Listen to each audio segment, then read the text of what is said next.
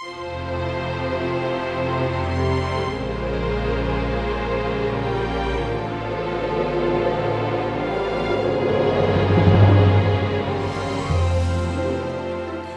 nombre del Padre, del Hijo y del Espíritu Santo. Amén. Queridos hermanos, aquí Padre Michel Bonifacio, saludo y bendigo con sus familias. Continuamos nuestra explicación del Catecismo Católico Básico para adultos. Catecismo Católico Básico para adultos. Me apoyo en el breve Catecismo Católico Bíblico Apologético, lección 48. El orden sacerdotal. Primero vemos unas preguntas, después amplificamos con más preguntas basándonos en el de San Pío X. ¿Qué es el orden sacerdotal? El orden sacerdotal es un sacramento, signo sensible de la gracia, que da poder y gracia para ejercer dignamente las funciones eclesiásticas. El sacerdocio es un sacramento que da poder y gracia para ejercer dignamente las funciones eclesiásticas. ¿Y cuáles son estas principales funciones eclesiásticas? Y bien, las principales funciones del sacerdote son celebrar la Santa Misa y en general los demás sacramentos, predicar la palabra de Dios y administrar los sacramentos. Hay 5 sacramentos que solo el sacerdote puede dar. Sacerdote, también el obispo es sacerdote mayor.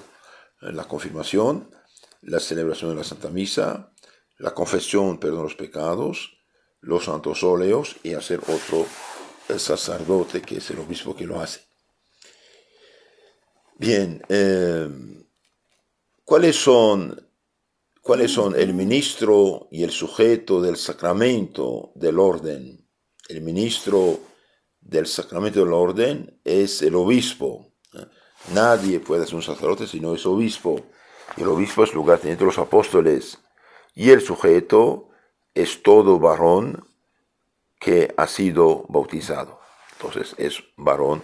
Cristo se hizo hombre, se hizo masculino, por lo tanto es un varón que puede ser sacerdote. ¿Y cuáles son la materia y forma de ese sacramento? La materia consiste en la imposición de manos del obispo sobre la cabeza del sacerdote, y la forma está constituida por las palabras que acompañan a la aplicación de la materia. ¿Qué disposiciones son necesarias para recibir dignamente el sacramento del orden? Para recibir dignamente el sacramento del orden es necesario ser llamado por Dios al estado eclesiástico por mediación de los legítimos superiores y entrar en él con el único deseo de trabajar por la gloria de Dios y salvación de las almas.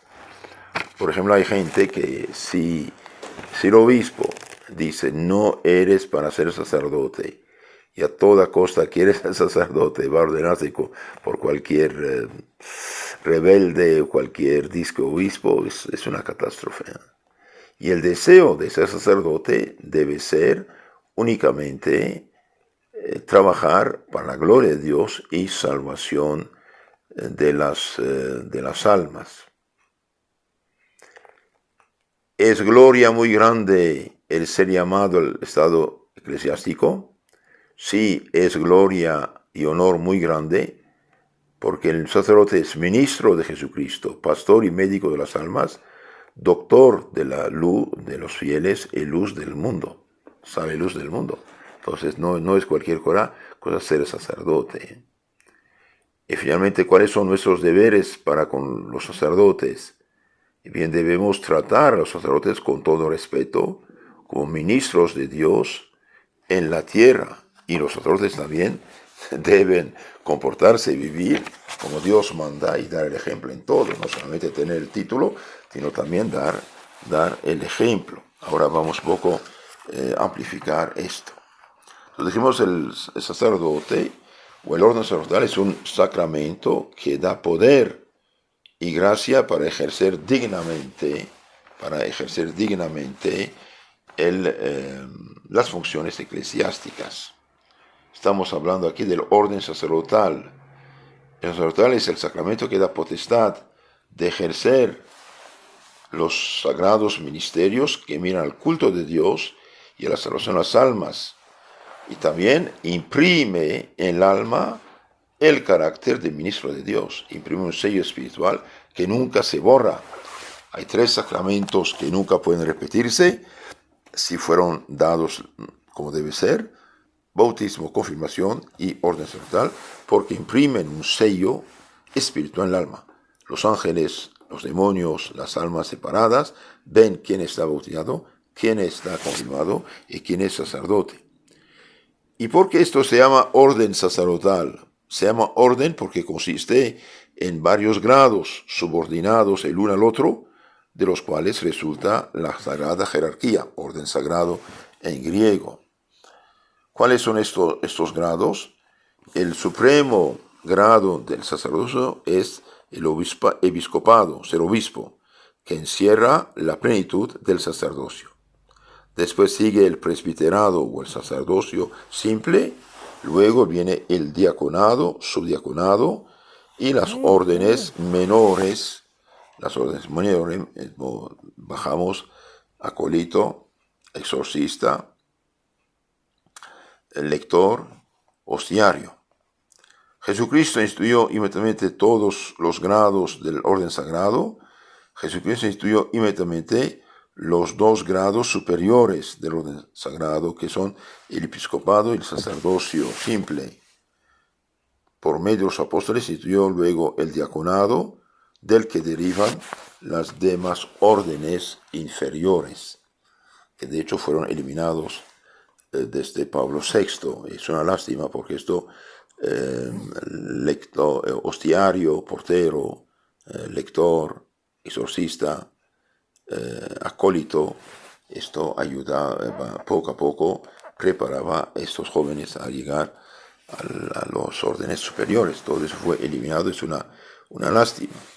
Ahora un joven estudia 5 o 10 años, es nada en lo concreto. ¿Cuándo instituyó Jesucristo el orden sacerdotal?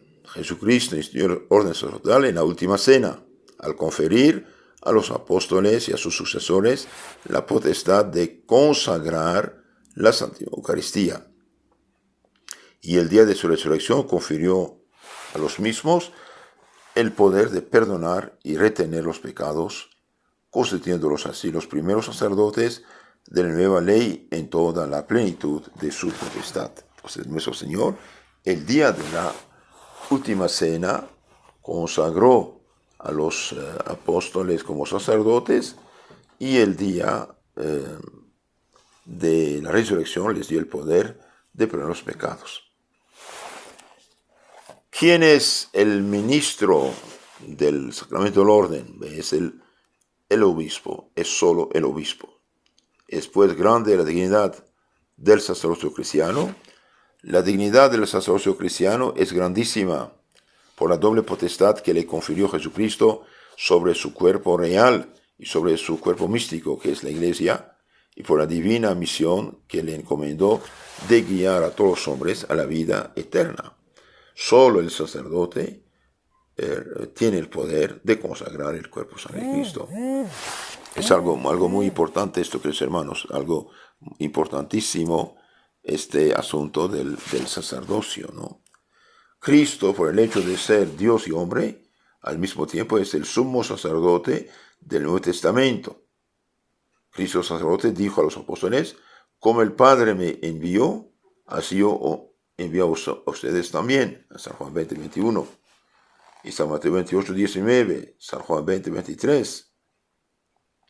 San Pablo, hablando de los apóstoles, afirma: somos embajadores de Cristo, como si Dios os exhortase por medio de nosotros, como si Dios se exhortase por medio de los sacerdotes, en 2 Corintios 5:20. Y el día de la última cena, como dijimos, Cristo consagró a los apóstoles sacerdotes del Nuevo Testamento, dándoles poder para consagrar su cuerpo y sangre. Cuando dijo, hagan esto en memoria mía. San Mateo 26, 26 y San Lucas 22, 19. Este poder fue dado únicamente a los apóstoles y a quienes los apóstoles lo comunicaron, papa, obispo, sacerdote. 2 Timoteo 2, 2. Los pastores protestantes, por desgracia, no tienen ningún poder sacerdotal. Los poderes de predicar, bautizar, perdonar los pecados, consagrar el cuerpo sangre del Señor y dirigir al rebaño de Cristo en nombre de Cristo fueron comunicados por Cristo a los apóstoles. Y los apóstoles los comunicaron a sus sucesores, papas, obispos y sacerdotes. Únicamente en la Iglesia Católica queda esto. También las ortodoxas que han guardado los 7 sacramentos. Pero los protestantes no tienen nada de esto. Los pastores protestantes no son sacerdotes, no tienen absolutamente ningún poder, ningún poder divino. Por lo tanto, cuando un pastor pretende consagrar pan y vino diciendo cuerpo de Cristo, bien, no hay nada, miente. No tiene ningún poder para hacerlo. Y por lo tanto los protestantes están privados del don de Dios, que es el cuerpo sangre de Cristo, de los cuales depende la salvación eterna de las almas.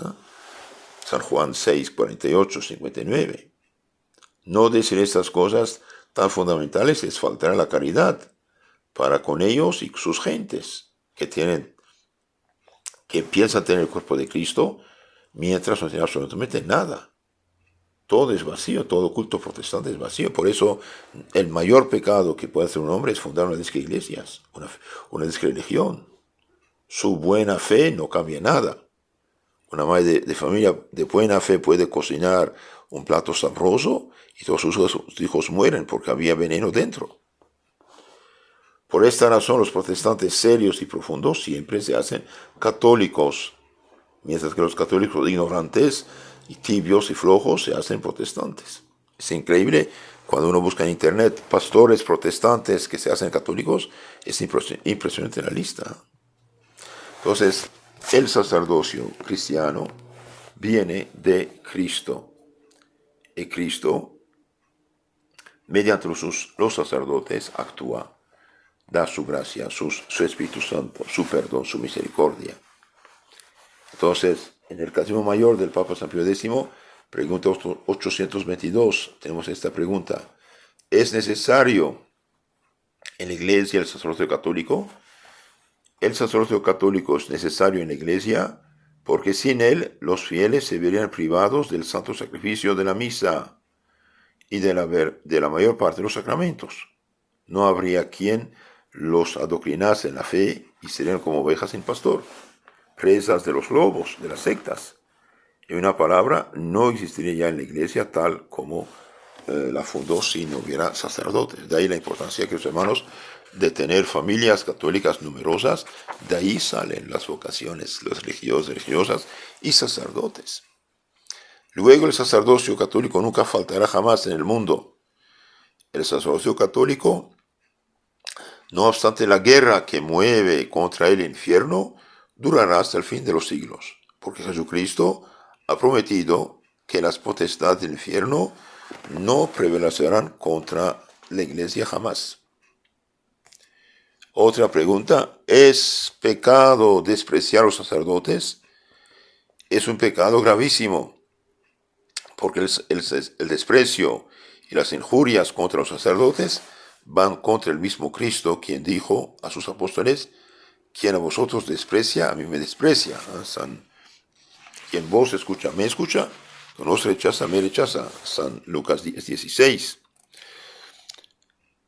¿Qué fin ha de tener quien abraza el estado eclesiástico? Quien abraza el estado eclesiástico ha de tener por único fin la gloria de Dios y la salvación de las almas. Es necesario para entrar, ¿qué es necesario para entrar en el estado eclesiástico? ¿Qué se necesita? Bien, para ser sacerdote es necesario, ante todo, la vocación divina. ¿Qué ha de hacerse para conocer si Dios llama al estado eclesiástico? Para conocer si Dios llama al estado eclesiástico hay que hacer esto, rogar mucho con fervor al Señor, que manifieste su voluntad. 2. Tomar consejo del propio obispo o de un sabio y prudente director espiritual. 3. Examinar con diligencia si se tiene la aptitud necesaria para los estudios, ministerios y obligaciones de tal estado. ¿Haría mal quien tomase el estado eclesiástico sin vocación divina? Quien tomase el estado eclesiástico sin vocación divina haría un mal grave y se expondría al peligro de perderse eternamente.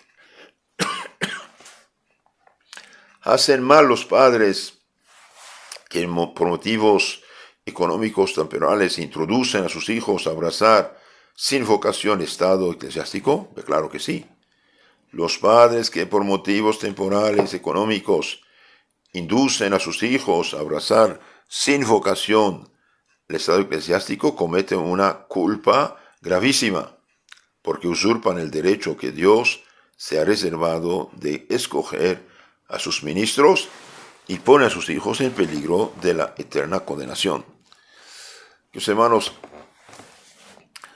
es bueno, muy bueno tener un hijo sacerdote, pero hace falta que sea su vocación. Si no es su vocación y lo impulsan, esto es muy, muy peligroso. Y finalmente, ¿cuáles son los deberes de los fieles respecto a los llamados a la orden sagrada, a los sacerdotes? Los fieles deben dejar a sus hijos subordinados en plena libertad de seguir la vocación de Dios. Rogar a Dios se digne proveer a su iglesia de buenos pastores y celosos ministros, para lo cual han sido instituidos los ayunos de los 4 témporas. 4 veces al año hay ayuno y penitencia para estas intenciones, y también pedir la bendición de Dios sobre la nueva estación. Y finalmente tener respeto a todos los que por las órdenes están consagrados al servicio de Dios. Dijimos, tener respeto, sí. 2 Corintios 5:20. Bien, ¿qué dice San Pablo? Y bien, somos embajadores de Cristo, como si Dios os exhortase por medio de nosotros. 2 Corintios 5:20. Entonces tenemos respeto por esa razón. Y también Timoteo 5:17, que nadie menosprecie tu juventud. Son ministros de Dios los que recibieron la legítima misión de predicar y bautizar. 28, Mateo 19, San Marcos 16. También son ministros de Dios los que han recibido el poder de perdonar los pecados en la iglesia que Cristo fundó hace 2000 años. Esta es la católica. Juan 20:23. Un sacerdote que no cumple bien y santamente con sus oficios peca y dará grandes cuentas a Dios. Sin embargo, nadie tiene el derecho de abandonar la iglesia legítima por culpa de unos malos ministros. Los hermanos, mediante el sacerdote es Cristo que sigue su obra de salvación. No olvidemos esto. Terminamos esta charlita con un ejemplo. Santa Catalina de Siena, una carta a un recién ordenado, decía, a un sacerdote escribía: los ministros que ha elegido la soberana bondad para sus Cristos deben ser ángeles y no hombres. Ellos en verdad desempeñan el oficio de ángeles. Un sacerdote realmente es ángel del Señor, ángel, el embajador de Dios, el representante de Dios, y por tanto debe ser como ángel en santidad y no como hombre. Donoso Cortés, embajador de España en París, era muy asiduo en escuchar la palabra de Dios, aunque fuese en la más pequeña iglesia de aldea. Se admiraban sus amigos de que un hombre de tanto talento mostrase tanto interés en escuchar la tosca palabra de un cura rural. Cuando habla el sacerdote, replicó don José Cortés, veo en él a Dios y escucho al embajador de Dios. San Francisco de Asís, que era diácono, no quiso ordenarse de presbítero por la elevada idea que tenía del sacerdocio. Igual San Efrem de Siria.